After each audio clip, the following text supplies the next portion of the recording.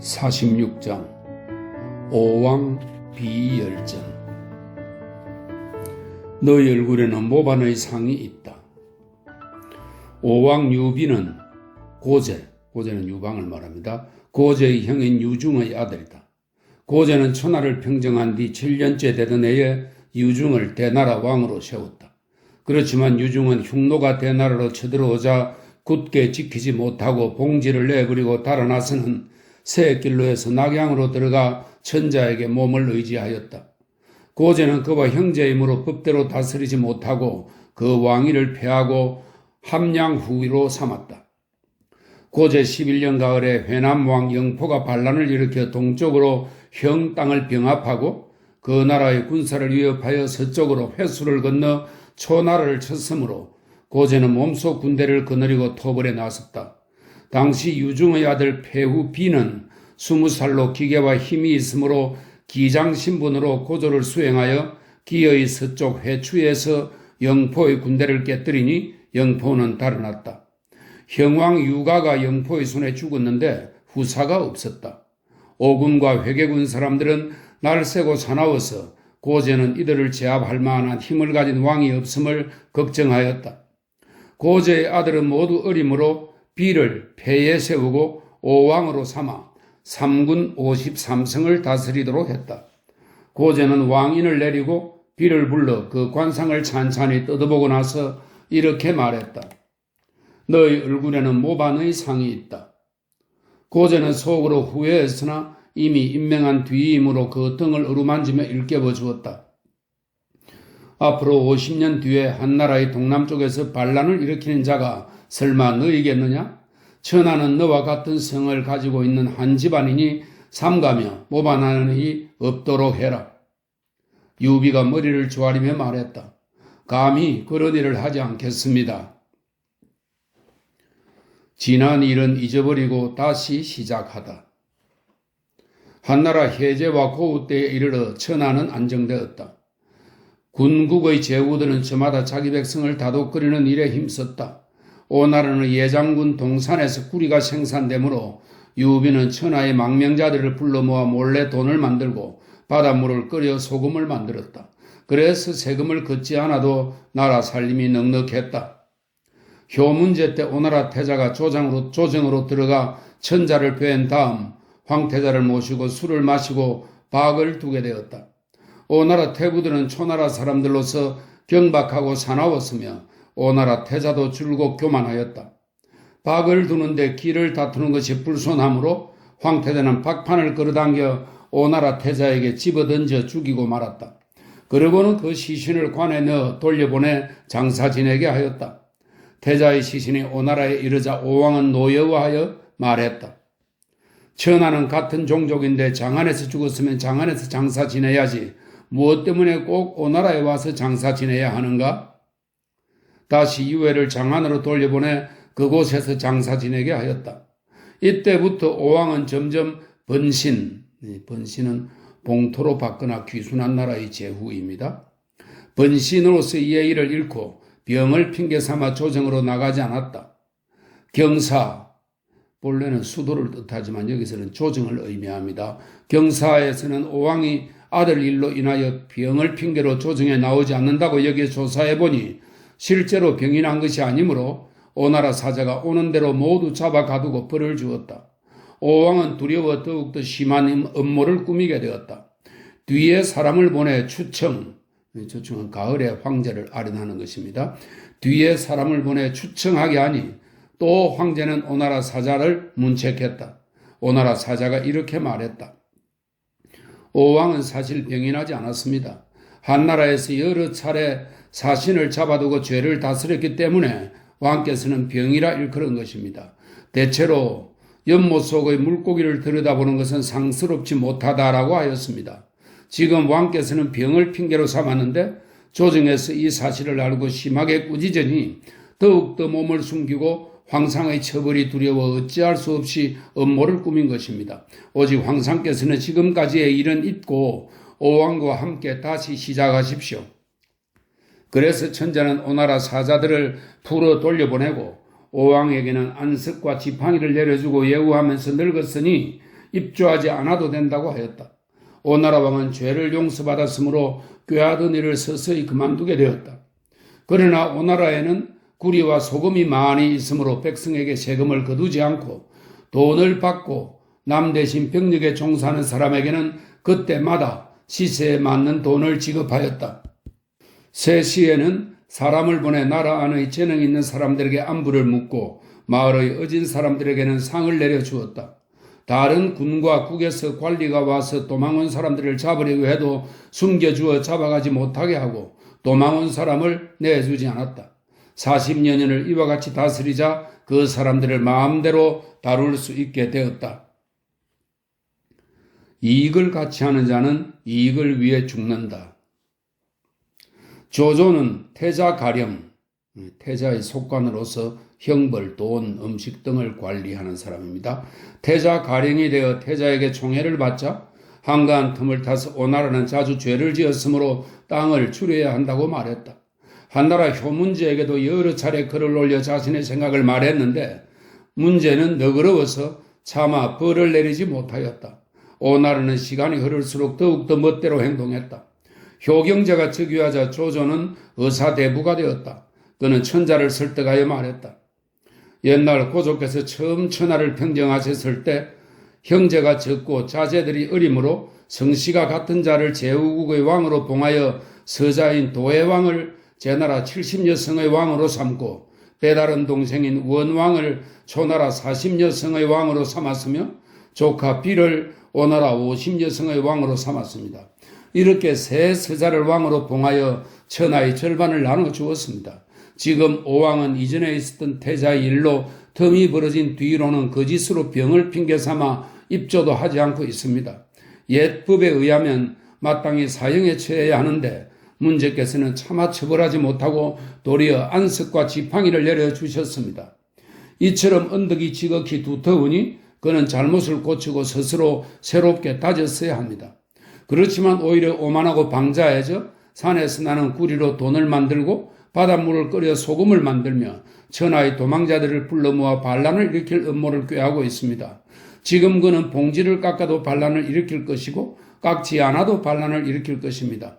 봉지를 깎으면 그 반란 시기는 빨라지겠지만 화는 작을 것이고 깎지 않는다면 반란 시기는 늦어지겠지만 그 화는 더욱 클 것입니다. 효경제 3년 겨울에 초나라 왕이 입주하였다. 이것을 기회로 삼아 조조는 황제에게 이렇게 말했다.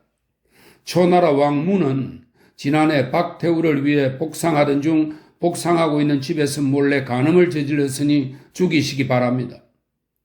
효경제는 조서를 내려 죄는 죽어 마땅하지만 용서하고 그 대신 동해군을 깎는 벌을 내렸다. 그리고 이어서 오나라의 예장군과 회계군을 깎았다. 또 2년 전에는 조나라 왕이 죄를 지어 조나라의 하강군을 깎았고 교서왕 앙이 자기를 팔아먹고 간음을 저질러서 그의 6현을 깎았다. 한나라 조정의 신하들은 바야흐로 오나라 땅을 깎는 문제를 논의하고 있었다. 오왕 비는 땅이 깎이는 데 그치지 않을 것을 두려워하다가 음모를 꾸며 반란을 일으키려고 했던 것이다. 그렇지만 생각해보니 제후들 가운데 자신과 함께 이를 도모할 만한 사람이 없었다. 그는 교서왕이 용감하고 기계를 소중히 여기며 용병을 좋아하여 제 나라의 모든 나라가 두려워하고 끓인다는 말을 듣고는 이에 중대부 응고를 보내 교서왕을 설득하도록 했다. 응고는 편지 대신 구두로 오왕의 뜻을 전하며 이렇게 말했다.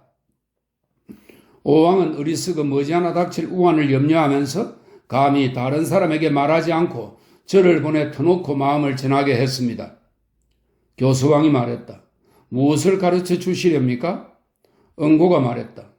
지금 황상께서는 간신들에게 현혹당하고 간악한 신하들에게 조종되어 작은 장점을 좋아하며 중상모략하는 사신의 말을 듣고 계십니다. 이러한 신하들은 법령을 자신들 마음대로 고쳐 제후들의 땅을 침략하여 빼앗고 징수하여 거두어들이는 것이 점점 늘어만 가고 선량한 사람들을 죽이고 벌 주는 일이 나날이 심해지고 있습니다. 마을의 속담에 쌀개를 핥다 보면 쌀까지 먹게 된다라는 말이 있습니다. 오와 교서는 모두 이름 있는 제후국입니다. 그러나 한 번이라도 감사를 받게 되면 안녕과 자유를 누릴 수 없을 것입니다. 오왕은 몸에 속병이 있어 천자를 아련하지 못한 지 20여 년이 되었습니다. 오왕은 언제나 의심을 받으면서도 자신이 분명하게 변명조차 하지 못하는 것을 걱정하고 있습니다. 지금도 움츠리고 발을 모으고 있으면서도 용서를 받지 못할까 두려워하고 있습니다. 가만히 들으니 대왕께서 자기와 관련된 일로 인하여 문책을 받아 봉지를 깎일 것이라고 합니다. 이 죄는 땅까지 깎일 만한 것은 아닙니다. 이 다음 일은 봉지를 깎이는 데서 그치지 않을 것입니다. 교수왕이 말했다.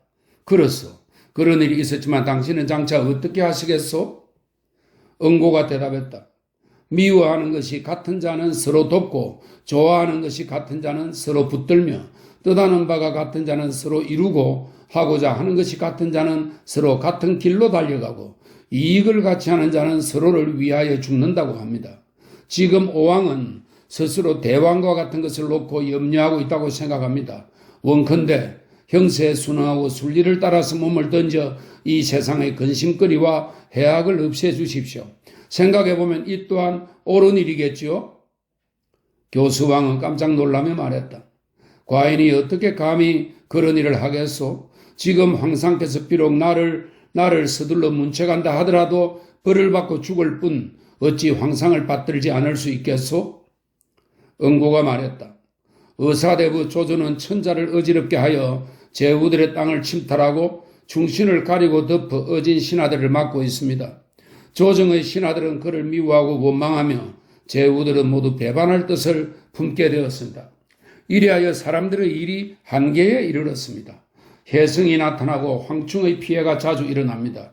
이것은 만세에 한 번 있는 때입니다. 모든 백성이 걱정하고 노고하는 때야말로 성인이 일어날 기회입니다. 그래서 오왕은 안으로는 조조토벌을 명분으로 삼고 밖으로는 대왕의 술의 뒤를 따르며 천하에 웅비하려는 것입니다. 우리 군사가 향하는 곳마다 항복하고 가리키는 곳마다 함락시키면 천하에서 감히 복종하지 않는 자가 없을 것입니다. 대왕께서 참으로 다행스럽게 허락한다는 말 한마디만 해주시면 오왕은 초나라 왕을 이끌고 가서 함곡관을 공략하고 형량과 오창의 곡식을 확보한 뒤에 한나라 군대의 진출을 막으면서 군대가 머물 곳을 준비하고 대왕을 기다릴 것입니다.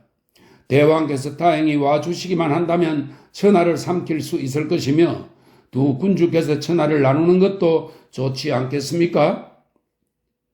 교수왕은 말했다. 알겠소. 응고는 돌아와 오왕에게 보고했다. 그러나 오왕은 교수왕이 한편이 되어주지 않을까 두려워 몸소 사자가 되어 교수로 가서 약속을 했다. 교수의 신하들 가운데 어떤 이가 왕이 업무를 꾀한다는 말을 듣고 간언하였다. 황제 한 사람을 보좌하기는 지극히 편합니다. 지금 대왕께서는 오나라와 함께 서쪽으로 향하여 쳐들어가려고 하시지만 일이 성공하더라도 대왕과 오왕 두 군주가 갈려 다투게 될 테고 여기서 화근이 생길 것입니다. 게다가 제후의 땅은 한나라 군인의 10분의 2도 못 되는데 반란을 일으켜 태우게 심려를 끼치는 것은 장구한 계책이 아닙니다.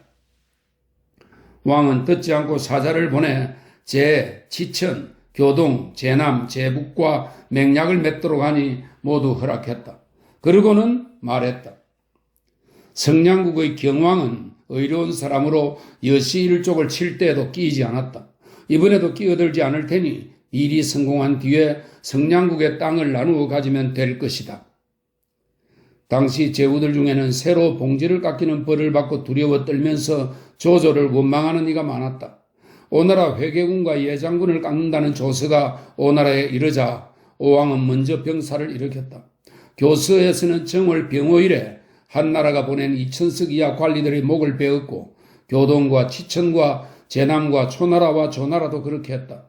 그러고 나서 병사를 동원하여 서쪽으로 향했다. 한편 제나라 왕은 동맹에 가입한 것을 후회하여 독약을 마시고 스스로 목숨을 끊음으로써 맹약을 어겼다. 제북왕은 성벽이 파괴되어 완전하게 수리하지 못했는데 또 낭중령이 제북왕을 협박하고 감시하면서 병사를 일으키지 못하게 했다. 교서왕이 통솔자가 되어 교동, 치천, 제남의 병사와 함께 제나라의 수도 임치를 포위하여 공격했다. 조나라 왕 유수도 반란을 일으켜 몰래 흉노로 사자를 보내 그 군대와 연합했다. 7나라의 군사가 반란을 일으키자 오왕은 병사를 다 동원한 뒤 나라 안에 다음과 같은 명령을 내렸다. 과인은 62살인데 몸소 군대를 거느리게 되었고 과인의 자식은 14살로 사조로의 선두에 섰다. 따라서 나이가 위로는 과인과 비슷한 사람으로부터 아래로는 내 자식과 같은 자에 이르기까지 모두 출전하라. 이렇게 해서 오나라는 20여만 명을 동원했다. 또 남쪽으로 민월과 동월의 사자를 보내자 동월에서도 병사를 동원하여 오왕을 뒤따랐다. 제후들에게 보내는 한 통의 편지. 효경제 3년 정월 갑자일에 오왕이 먼저 광릉에서 군대를 일으켜 서쪽으로 회수를 건너 초나라 군대와 합류했다. 그러고 나서 그는 제후들에게 사자를 보내 다음과 같은 편지를 전했다. 오왕 유비는 삼가 교서왕, 교동왕, 치천왕, 제남왕, 조왕, 초왕, 회남왕, 형산왕, 여강왕, 고 장사왕의 아들께 여쭙겠으니 과인에게 가르침이 있으시기 바랍니다. 생각하건대 한나라의 적신이 있어 천하에서 어떤 공도도 세우지 못했으면서도 제후들의 땅을 침략하여 빼앗고 형리들을 시켜 탄핵, 구급, 신문, 처벌하도록 하여 제후들을 모욕하는 것을 일삼고 있습니다. 제후들에게 군주에 대한 예의로서 유씨의 형제로 예우하지 않고 선제의 공신들을 제거하고 간악한 무리를 추천하고 임명하여 천하를 어지럽히고 사직을 위태롭게 하려고 합니다. 그런데 폐하께서 병이 많아 심지를 잃어 사태를 살펴볼 수 없습니다. 그러므로 병사를 동원하여 그들을 죽이려는 것이니 삼가 가르침을 따르겠습니다. 저희 나라는 비록 좁지만 땅이 사방 삼천리이고 인구도 적다고는 하지만 50만 명의 정예병사를 갖출 수 있습니다. 과인은 평소 남으로의 여러 나라와 30년 동안 친교를 맺어왔습니다. 그곳의 군왕은 모두 그들의 군사를 나누어 과인을 따르기를 마다하지 않을 테니 30여만 명을 더 얻을 수 있습니다. 과인은 비록 어리석지만 직접 여러 왕을 따르고자 합니다. 남으로의 장사와 땅을 접하고 있는 곳은 장사왕의 아들께서 장사 북쪽을 평정한 뒤 서쪽으로 촉과 한중으로 달려가기 바랍니다. 동월왕과 초왕과 회남의 세 왕께 말씀드리건대 과인과 함께 서쪽으로 향하여 공격하고 제나라의 여러 왕과 조나라 왕은 하간과 하내를 평정하고 임진관으로 들어가든지 과인과 낙양에서 합류하기를 바랍니다. 연나라 왕과 조나라 왕은 본래 흉노왕과 맹약이 있으니 연나라 왕은 북쪽으로 대와 운중을 평정하고 흉노의 군대를 거느리고 소관으로 들어가시기 바랍니다. 우리들은 관중으로 들어가 장안으로 진격하여 천자를 바로잡아 종묘를 편안하게 해야 합니다. 여러 왕께서는 힘써 주시기 바랍니다. 초나라 원왕의 아들과 회남의 세 왕께서는 10여 년 동안이나 머리 감고 발 씻는 것조차 하지 않을 만큼 원한이 골수에 사무쳐 하루아침에 조정을 등지려 한 지 오래되었습니다. 그러나 과인은 아직도 여러 왕의 동의를 얻지 못하여 감히 그 뜻을 따르지 못했습니다. 이제 여러 왕께서 진실로 멸망한 나라를 존재하게 하고 끊어진 후대를 이어지게 하며 약자를 구하고 포악한 자를 징벌하여 유시 정권을 안정되게 할 수 있다면 사직이 바라는 바입니다. 저희 나라는 비록 가난하지만 과인은 입고 먹는 비용을 절약하여 금전을 저축하고 군비를 갖추고 식량을 모아온 지 30년이나 됩니다. 모두가 이 일을 위해 한 것이니 여러 왕께서는 이것을 힘껏 사용해 주십시오.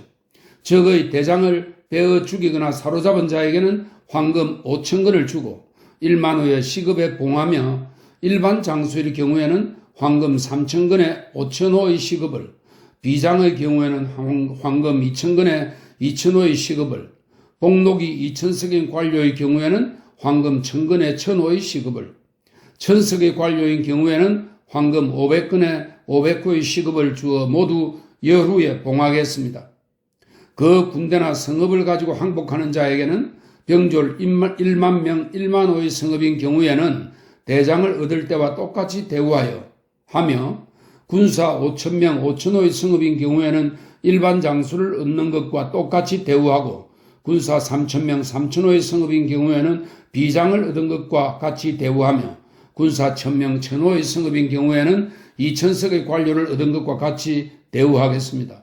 또 적의 하급 관리도 상대의 등급에 따라 자기와 상금을 줄 것입니다. 그 밖의 봉작이나 상을 내리는 것도 모두 한나라의 일반 규정보다 2배로 하겠습니다. 본래 자기와 봉업을 가지고 있던 자에게는 그대로 두지 않고 다시 더 보태줄 것입니다. 원컨대 여러 왕께서는 사대부들에게 확실하게 명령을 내려주시기 바랍니다. 감히 속이는 일은 없을 것입니다. 과인의 돈은 이 세상 어느 곳이든 있으니 반드시 오나라에서 가져갈 필요는 없습니다. 여러 왕께서 밤낮으로 이것을 써도 다 쓰지 못할 것입니다. 마땅히 주어야 할 사람이 있으면 과인에게 알려주십시오. 그러면 과인이 달려가서 주겠습니다. 이와 같은 사실을 삼가 알립니다. 7나라의 반란 소식을 보고하는 문서가 천자에게 올라가자 천자는 태위 조후 조아부에게 장군 36명을 이끌고 가서 오나라와 초나라를 치게 하였다. 곡주후 역기에게는 조나라를 치게 하고 장군 남포에게는 제나라를 치게 하였으며 대장군 두영에게는 형량에 주둔하여 제나라와 조나라 군사의 동태를 감시하도록 했다. 내가 누구에게 절하리요? 오나라와 초나라가 반란을 일으켰다는 문서가 올라온 뒤 한나라는 아직 군사를 출동시키지 않고 있었다. 두영은 출발하기 전에 오나라 재상이던 원앙을 호경제에게 추천했다. 원앙은 그 무렵 집에 있었는데 조서를 통해 부름을 받고 입조하였다. 경제는 마침 조조와 함께 군사와 군량을 직접 따져보고 있었다. 황제가 원앙에게 물었다. 그대는 한때 오나라 재상을 지냈다니 오왕의 신하 전녹백이 어떤 사람인지 아시오? 지금 오나라와 초나라가 반란을 일으켰는데 그대는 이것을 어떻게 보시오? 원앙이 대답했다. 근심하실 일이 못 됩니다. 바로 평정될 것입니다. 황제가 말했다. 오왕은 구리가 생산되는 산에서 화폐를 주조하고 바닷물을 끓여 소금을 만들고 천하의 호글들을 끌어들여 백발이 성성한 나이에 반란을 일으켰소. 상황이 이러한데 그에게 완벽한 계책이 없다면 어떻게 일을 일으켰겠소? 무슨 근거로 그가 아무것도 할 수 없을 것이라고 하시오? 원앙이 대답했다. 오나라에 구리와 소금이 있으니 이익이 있기는 하지만 어떻게 천하의 호글들을 꿰을 수 있겠습니까? 만일 오나라가 호글을 얻었다면 그들은 오왕을 도와 의로운 일을 했지 반란을 일으키지 않았을 것입니다. 오나라가 꿰은 자들은 모두 무례배의 자제들과 도망한 자들, 그리고 돈을 만드는 간악한 인물들입니다. 그래서 서로 이끌어 반란을 일으킨 것입니다. 조조가 말했다. 원앙의 계책이 좋습니다. 황제가 원앙에게 물었다. 계책이 없다면 좋겠소? 원앙이 대답했다. 주위 사람들을 물리쳐 주십시오. 황제는 사람들을 물러가게 하고 조조만 남아있도록 했다. 원앙이 말했다. 신이 말씀드리고자 하는 것은 다른 사람의 신하가 된 자는 알면 안 됩니다. 황제는 조조를 물러가게 했다. 조조는 빠른 걸음으로 궁전의 동상으로 물러났으나 몹시 분통해했다. 황제가 마침내 원앙에게 물으니 원앙이 이렇게 대답했다. 오나라와 초나라가 서로 주고받은 편지에는 고조 황제는 자제들을 왕으로 삼아 각각 땅을 나누어 주었다.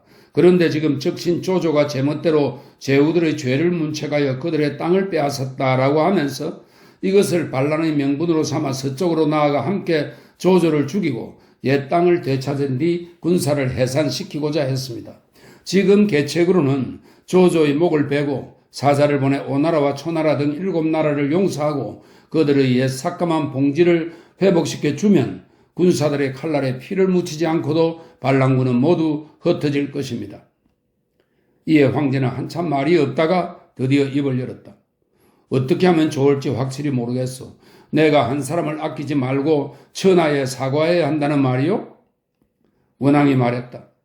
시인의 어리석은 생각으로는 이보다 나은 계책이 없습니다. 폐하께서 깊이 헤아려 보시기 바랍니다. 황제는 원앙을 태상으로 삼고 오왕의 조카 덕후 유광을 종정으로 삼았다. 원앙은 짐을 꾸려 떠날 준비를 했다. 이로부터 열흘쯤 지나서 황제는 중위를 시켜 조조를 불러내어 수레에 몰래 태우고 장안의 동시로 내려가게 했다. 조조는 조복 차림으로 동시에서 처형되었다. 그런 후에 사자를 보내 원왕의 계책대로 원왕은 종묘를 받들고 종정에게 친척을 돕도록 한다는 것을 오나라 왕에게 알리게 하였다. 오나라에 이르렀을 때 오나라와 초나라의 병사는 이미 양나라의 성벽을 공격하고 있었다. 종정은 오왕과 친척이므로 먼저 들어가 오왕을 만나 절하고 황제의 조서를 받으라고 했다. 그러나 오왕은 원왕이 왔다는 말을 듣자 자기를 설득하려는 것임을 알아차리고 웃으면서 이렇게 대답했다. 나는 이미 동쪽 황제가 되었는데 누구에게 절하리요? 그러고는 원왕을 만나보려고도 하지 않고 그를 군중에 붙잡아두고 협박하여 장수로 삼으려 했다. 원왕이 말을 듣지 않자 오왕은 사람을 시켜 그를 겹겹이 에워싸 감시하도록 하고 결국에는 죽이려고 했다. 원왕은 밤에 도망쳐 나와 걸어서 양나라의 군영으로 달아났다가 마침내 돌아가 황제에게 이런 사실을 보고했다. 지친 적군을 제압하라. 조후는 장군이 되어 말 6마리가 이끄는 전거를 타고 병사들을 형량으로 집결시켰다. 그는 낙양에 이르러 극맹을 만나자 기뻐하며 말했다. 7나라가 반란을 일으켰기 때문에 나는 전거를 타고 이곳까지 오기는 했지만 안전하게 이르리라고는 생각지 못하였소. 또한 제후들이 이미 당신을 한편으로 끌어들였으리라고 걱정했는데 당신이 반란에 가담하지 않았으니 나는 형량에 주둔하더라도 형량 동쪽으로는 두려워할 만한 자가 없을 것이요. 형량에 이르러 그는 아버지 강우 주발의 옛 빈객이었던 등도위에게 물었다. 어떤 계책이 좋겠습니까? 빈객이 말했다. 오나라 군사는 매우 정예로워 맞서 싸워 승부를 결정짓기는 어렵습니다. 그러나 초나라 군대는 경솔함으로 오랫동안 싸울 수는 없을 것입니다. 이제 장군을 위하여 계책을 세운다면 병사를 북동쪽으로 이끌고 가서 창읍의 성벽을 높게 쌓고 굳게 지키면서 양나라를 오나라에 맡겨두는 것이 좋습니다. 오나라는 반드시 정예부대를 모두 동원하여 양나라를 칠 것입니다. 장군께서는 도랑을 깊이 파고 성벽을 높이 쌓아 굳게 지키면서 날랜 병사들을 내보내 회수와 사수의 어귀를 끊어 오나라의 식량 보급로를 막아버리면 오나라와 양나라의 군사는 서로 지치고 양식은 바닥날 것입니다. 이때 장군의 온전하고 강력한 군대로 지칠 대로 지친 적군을 제압한다면 오나라 군대를 깨뜨리는 것은 당연한 일입니다. 조우가 말했다. 좋습니다. 조우는 그 계책을 쫓아 창읍 남쪽의 성벽을 튼튼히 하고 날랜 병사들을 출동시켜 오나라의 식량 보급로를 끊었다. 독불장군 오왕. 오왕은 막 반란을 일으켰을 때 오나라 신하 전녹백을 대장군으로 삼았다. 전녹백이 말했다. 군대가 한데 모여서 서쪽으로 나아가는데 다른 기발한 계책이 없으면 성공하기 어려울 것입니다. 원컨대 적의 군사 5만 명을 갈라주시어 별도로 강수와 회수를 따라 거슬러 올라가 회남과 장사를 손에 넣고 무관으로 들어가 대왕과 만나도록 해주십시오. 이 또한 하나의 비책일 것입니다. 그러나 오왕의 태자가 이렇게 간했다.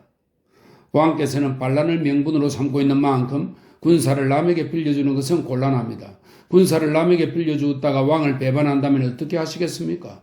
또 군대 통솔권을 나눠주면 다른 이해관계가 예측할 수 없이 생길지도 모릅니다. 그것은 부질없이 손해를 자초할 뿐입니다. 오왕은 전녹백의 의견을 받아들이지 않았다. 오나라의 젊은 장수 환 장군이 왕을 설득하여 말했다. 오나라에는 보병이 많은데 보병에게는 험난한 지형이 유리합니다. 한나라 군대는 전차와 기병이 많은데 전차와 기병에게는 평탄한 땅이 유리합니다. 원컨대 대왕께서는 지나가는 성읍 중에서 손에 넣지 못하는 곳이 있으면 그대로 내버려 두고 재빨리 서쪽으로 가서 낙양의 무기고를 점령하고 오창의 양곡을 먹으면서 사나의 험난한 지형에 의지하여 제후들에게 명령을 내리십시오. 이렇게 하면 함곡관에 들어가지 않더라도 천하는 진실로 평정된 것입니다. 만약 대왕께서 서서히 진군하여 머물면서 성읍을 항복시키고 있는 사이에 한나라 군대의 전차와 기마병이 이르러 양나라와 초나라의 들판으로 달려온다면 이 일은 실패할 것입니다. 오왕이 나이든 장수들에게 이 문제를 물으니 그들은 이렇게 대답했다. 그것은 젊은 사람이 적의 예봉을 꺾어버릴 때 쓸만한 계책일 뿐 어찌 원대한 계책임을 알 수 있겠습니까? 그래 오왕은 환 장군의 계책을 받아들이지 않았다.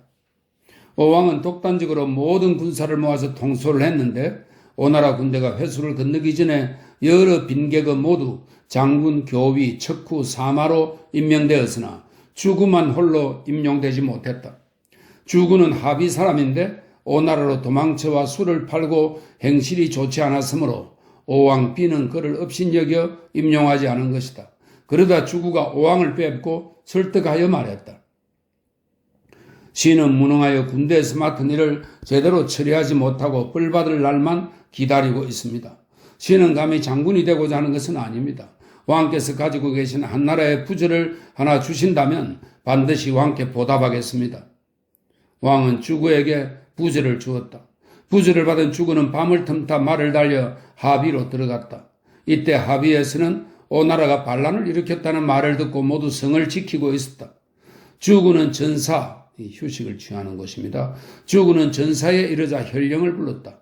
혈령이 문 안으로 들어서자 자신을 따라온 시종에게 그의 죄명을 대게 하고는 목을 베어버렸다. 그러고는 자기 형제들과 친하게 지내던 힘있는 관리들을 불러놓고 말했다. 오나라의 반란군이 곧 이곳에 도착할 것이다. 그들이 오면 이곳 하비를 무찌르는데 밥 한 끼 먹는 시간도 채 안 걸릴 것이다. 지금 미리 항복하면 그 집은 틀림없이 온전하게 될 것이고 능력 있는 자는 제후에 봉해질 것이다. 이들이 나가 서로 이 말을 알리자 하비 사람들은 모두 항복했다. 이렇게 하여 주구는 하룻밤 사이에 3만 명을 얻었다. 주구는 사람을 시켜 이 사실을 오왕에게 보고한 뒤 그 병력을 이끌고 북쪽으로 가서 성읍을 공략했다. 성량에 이르렀을 때는 병력이 10여만 명이나 되었다. 그는 성량 중위의 군사를 깨뜨렸다. 그러나 오왕이 싸움에서 저 달아났다는 말을 듣고 스스로 생각해보니 오왕과 함께해도 성공할 수 없을 것 같아 군사를 이끌고 하비로 돌아갔다. 그러나 하비에 채 닿기도 전에 덩창이 나서 죽고 말았다. 2월 중에 오왕의 군사는 이미 격파되고 패하여 달아났다. 이에 천자는 장군들에게 조서를 내려 다음과 같이 말했다. 대체로 듣건대 착한 일을 하는 자에게는 하늘의 복으로 갚아주고 나쁜 일을 하는 자에게는 하늘이 재앙으로 대갚아준다라고 한다. 고 황제께서는 몸소 공덕을 빛내 제후를 세웠는데 유왕과 도예왕은 후대의 왕위가 끊겨 뒤를 잇지 못했다. 효문 황제께서는 이를 불쌍히 여기고 은혜를 베풀어 유왕의 아들 유수와 도혜왕의 아들 유왕 등을 왕으로 세워 그 선왕의 종묘에 제사를 지내게 하고 한나라의 제후국이 되게 하였으니 그 덕은 천자에 비길 만큼 크고 그 밝음은 해와 달 같다.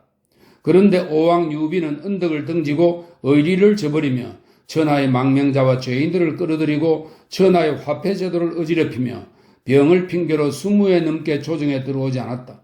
담당 관리들이 유비의 죄를 다스려달라고 요청했으나 효문 황제께서는 관용을 베풀어 그가 잘못된 행실을 고쳐 옳은 일을 하기 바라셨다.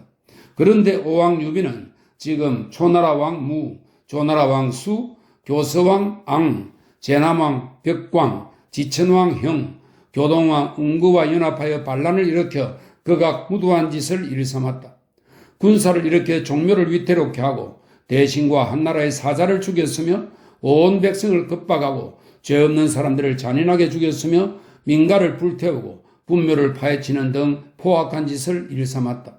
지금 교서왕 유왕도 극악무도한 일을 거듭하여 종묘를 불사르고 군과 국이 있는 종묘 안에 물건을 약탈했다. 짐은 이 일을 몹시 애통히 여겨 소복을 입고 정전을 피하고 있다. 장군들은 사대부들을 독려하여 반역한 무리를 치도록 하라. 반역한 무리를 치는 데는 적진으로 깊이 들어가 많이 죽이는 것을 공으로 한다. 반역자들의 목을 베어도 좋고 사로잡아도 좋지만 복록 300석 이상을 받는 자는 모조리 죽이고 풀어주지 말라. 감히 이 조서에 이의를 제기하거나 불복하는 자는 모두 허리를 베어 죽이겠노라. 권모에 앞장서면 도리어 화를 입는다.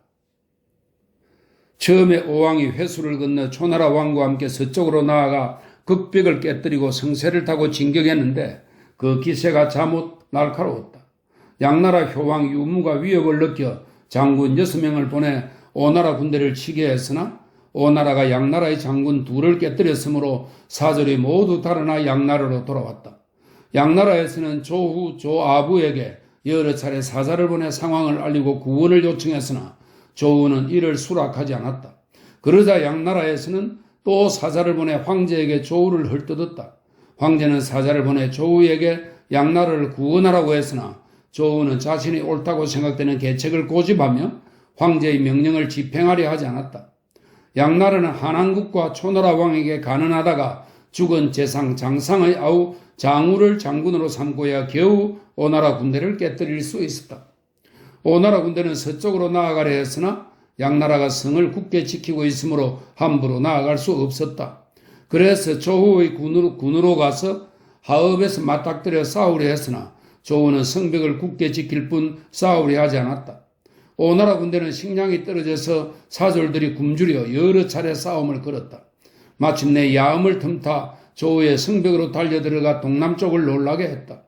조후는 명을 내려 서북쪽을 지키도록 했는데 오나라 군대가 예상대로 서북쪽으로부터 침입했으나 크게 패하여 사졸들은 대부분 굶어 죽거나 등을 돌리고 흩어졌다. 오왕도 휘하의 장수 수천 명과 함께 밤을 틈타 달아나 강수를 건너 단도로 달려가 동을에 몸을 의탁했다. 동을에는 1만여 명의 병력이 있으므로 사람을 시켜 달아났던 병사들을 불러 모으게 했다. 한나라에서는 사람을 보내 이익을 미끼로 동을을 회유했다. 동을은 오왕을 속여 오왕이 밖으로 나아가 군사들을 위로할 때 사람을 시켜 갈래진 창으로 찔러 오왕을 죽인 뒤 그 머리를 그릇에 담아 빠른 수레를 타고 가서 한나라 조정에 보고하게 했다. 오왕의 아들 자와는 민을로 달아났다. 오왕이 군대를 버리고 달아나자 오나라 군대는 결국 무너졌고 도처로 흩어졌던 병사들은 서서히 태위와 양나라 군대에게 항복했다. 초나라 왕 유무는 전쟁에서 패하자 자살했다. 세 왕, 교서, 교동, 치천은 제 나라에서도 임치를 6달 동안이나 보위했지만 함락하지 못했다. 그러던 중 한나라 군대가 도착하자 이 세 왕은 각각 군사를 이끌고 돌아갔다. 교서왕은 어깨를 드러내고 맨발로 짚을 깔고 앉아 물만 마시면서 태후에게 사죄했다. 왕의 태자 유덕이 말했다. 한나라 군대는 먼 길을 찾아왔기에 신이 그들을 살펴보니 이미 지쳐있어 습격할 만합니다. 원컨대 대왕의 남은 병사를 거두어 그들을 치십시오. 그들을 치다가 이기지 못하면 그때 바다로 달아나도 늦지 않을 것입니다. 교수왕은 말했다. 우리 사조는 모두 이미 지쳐있어 내보내 쓸 수가 없다. 왕은 태자의 말을 듣지 않았다. 한나라 장군 궁고후 퇴당이 교수왕에게 글을 보내 말했다. 조서를 받들어 의롭지 못한 자를 주멸하려 하오. 항복하는 자는 그 잘못을 용서하고 전처럼 지위를 회복시켜 주겠지만 항복하지 않는 자는 멸할 것이요. 왕이 어떻게 처신하는가에 따라 이 일을 처리하겠소.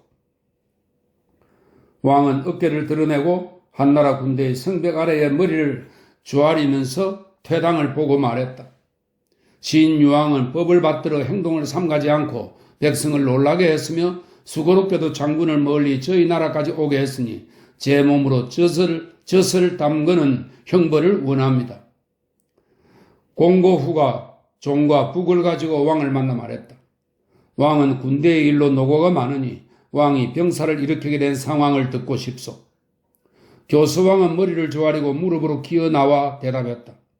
지금 조조는 천자께서 권력을 휘두르게 한 신하인데 고왕제가 정하신 법령을 바꾸고 제후들의 땅을 침탈하였습니다.